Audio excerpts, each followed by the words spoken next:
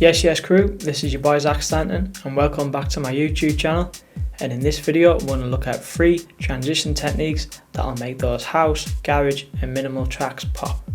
So without further ado, let's jump into it. Okay guys, so first of all we're just going to start off with the kick transition for the first example.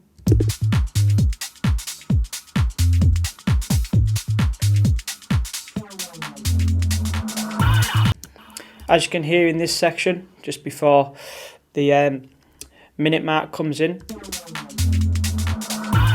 this is quite bare.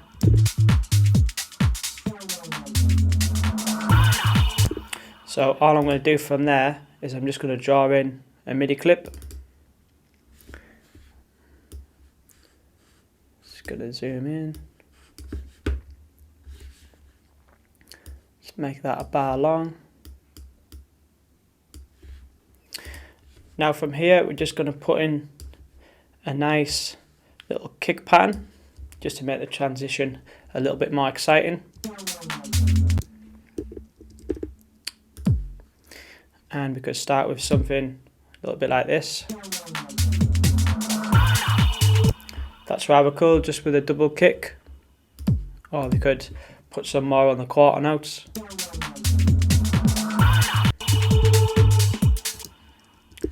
Change the velocities a little bit.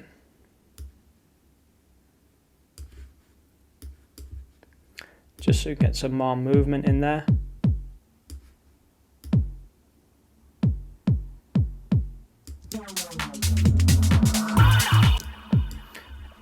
Or we could just add in a 5th note there. That sounds a little bit more rolling. If you want, we could make it a little bit more speed garagey. Just mute that note. And what they normally do on the old school speed garage tracks is they just do a 4 to the floor and then set the velocity levels. So it will go a little bit deeper than that as well. Go around 40.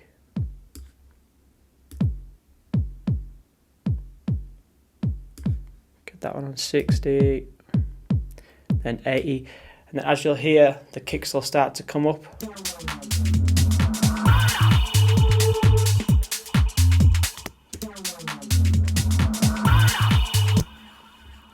But let's just go back so it's a little bit more rolling.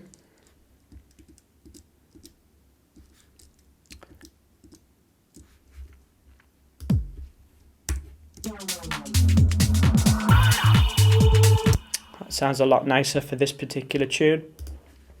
But what we could do is we could back in reverse kick in there. Now a really good example of this is on Robert James's track Space Beats. What he has like a double kick and then reverse kick. So we'll just audition that now. It's got reverse kick here already loaded in.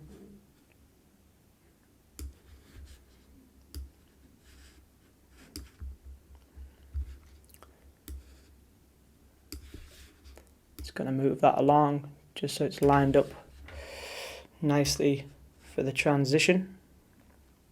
So if we just play that back now,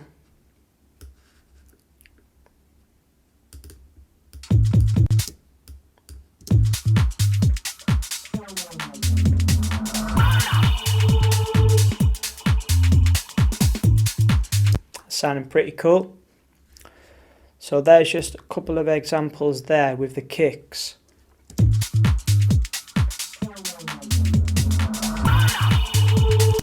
So that's example 1, but let's say we want to go a little bit further. We can start adding in some noise sweeps or a synth sweep. Let's just go down to my synths. So as you can hear, I've got a synth sweep on Serum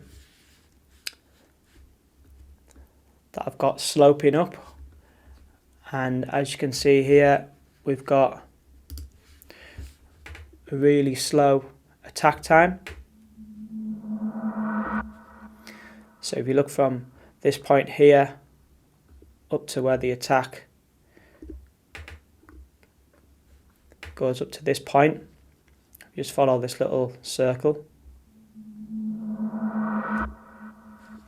So that's kind of like as if it's sloping up. And that's essentially, you can do the same with automation. You can draw in some volume automation so it fades nicely in. Could make the attack a little bit slower.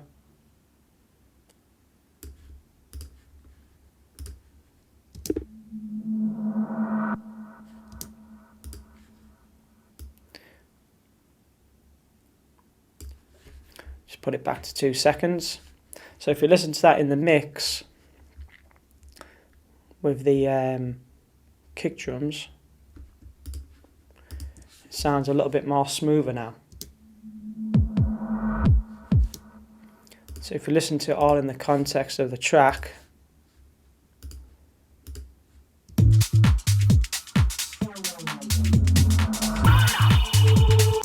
it sounds a lot nicer now. Let's just draw in some automation there, just for the time being.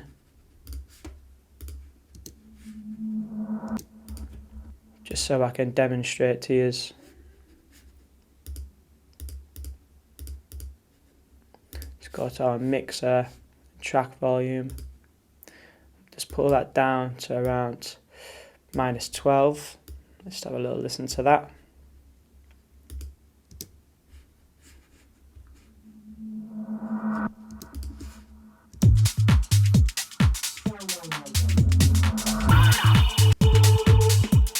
So it just creates a little bit more of an impact than without. So you could try using a sweep, or let's say like a synth sweep or some noise. And like I say, a really good example of that is M-High's track, Endless Whispers. When it comes to around the minute mark, he has a nice synth sweep that automates in, and it just really adds a really nice vibe to the track and adds a lot of texture. And with here, if we just go to the effects, we've got some little plate on there, just with a really short decay time.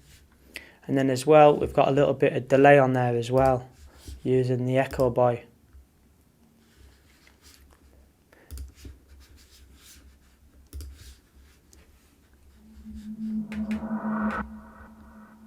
Like I always like using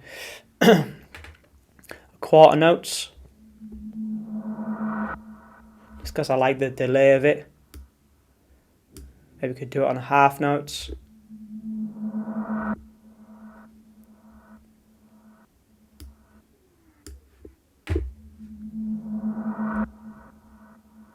That sounds a lot better for this particular tune anyway. So yeah, we'll just listen to that with a track again. But we'll just mute our reverse kick. And we'll just draw back in those kicks again, just so it's a little bit more rolling.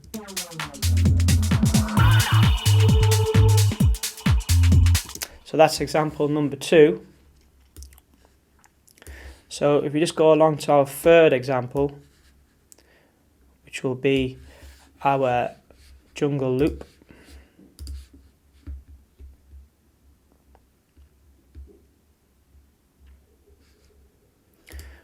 We can listen how using a drum loop and reversing it can really add to a smooth transition and make the track a little bit more energetic, and this particular transition point as well, make it a lot more interesting. Now what I've done here is I've reversed this jungle loop, which sounds like this. And what I've done is I've just chopped the loop in half, as you can see here. So that's the original loop in this section there, and then I've just chopped it in half here, and then I've got it rolling back into the original audio file there. So if you just listen to that now,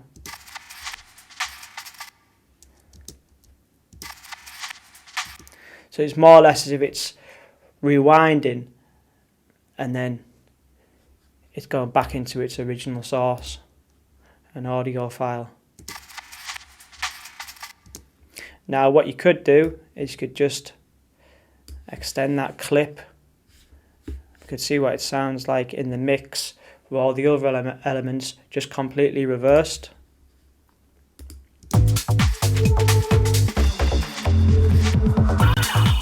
Like that sounds alright, but because I chopped it up and just used half of the reverse section and then used the original audio file before it was reversed, I feel like that just gives it a little bit more attention to detail and just gives it a bit more of a nicer roll. So if you just listen to that now.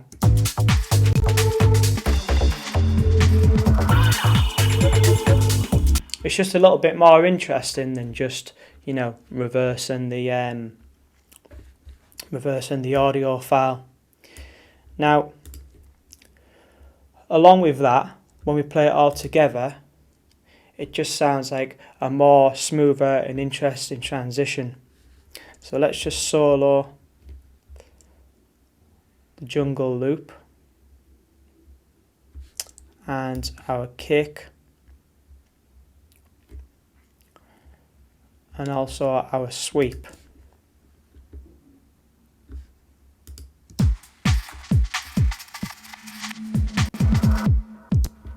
And that just sounds, like I say, sounds a lot more interesting. There's a lot of texture in there coming from the synth sweep and from the delay and the reverb. And it just sounds a little bit more glued together as well. And things are just talking to each other a little bit more as well. So a really good example of someone who really utilizes the use of the drum loops is Seb Zito, and in his track Jungle Love. If you check out that tune after this video, you'll hear in his track Jungle Love that he uses some really nice jungle loops, but then he reverses them during the track, and it just really adds to the groove of the tune and also really adds to the movement, and it just keeps the listener interested all the time. It's really clever what he's done in that tune, so definitely check that out. So that is example number 3, guys. So like I say, we'll just listen to all that together.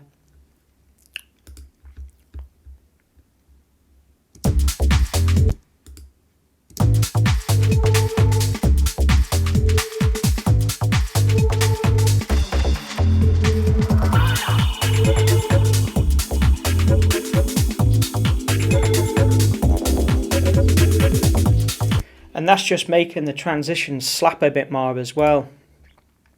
So that, guys, is pretty much it for the 3 examples on how to make your transitions knock a little bit more and even smack. Okay guys, so just to recap, we've looked at using some drum patterns and reversing a kick to create a more interesting transition. We've also looked at using a synth sweep and how using some reverb and delay can create some texture for the transition. And also we've looked at using some volume automation so the synth sound can just automate up nicely and create some impact for the drop.